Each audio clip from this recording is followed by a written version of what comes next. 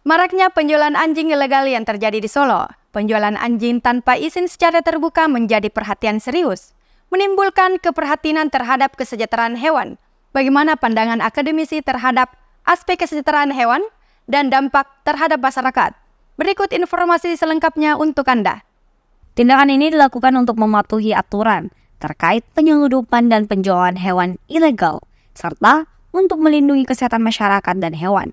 Hasil pemeriksaan menunjukkan bahwa sejumlah anjing yang hendak dijual ilegal ditemukan positif mengandung cacing jantung, yang menunjukkan resiko penyebaran penyakit yang dapat membahayakan kesejahteraan hewan dan manusia.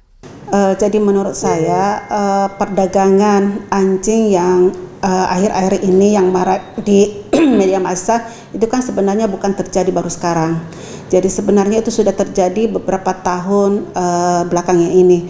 Cuma memang saya melihat bahwa pihak pemerintah dalam hal ini tidak mengambil tindakan tegas terkait dengan perdagangan anjing, terutama perdagangan anjing yang ilegal yang ditemukan baru-baru ini di Solo. Oke, sebenarnya regulasinya kan jelas ya. Kalau kita merujuk pada Undang-Undang nomor 18 tahun 2009, Undang-Undang tentang peternakan dan kesehatan hewan, kalau tidak salah itu di pasal 18 ayat 2, di situ memang menyebutkan bahwa setiap orang yang mengeluarkan ataupun memasukkan hewan, produk hewan ataupun yang dari daerah yang memasukkan ke daerah yang bebas dari daerah yang tertular itu akan diberikan sanksi. Itu juga ditambahkan pada perubahan undang-undang itu sendiri, kalau tidak salah itu pada pasal 91B di Undang-Undang nomor 41 tahun 2014 tentang peternakan dan kesehatan hewan. Di situ juga disebutkan bahwa setiap orang yang menganiaya dan menyalahgunakan hewan juga itu akan ditindak. Nah, itu kan terjadi ya.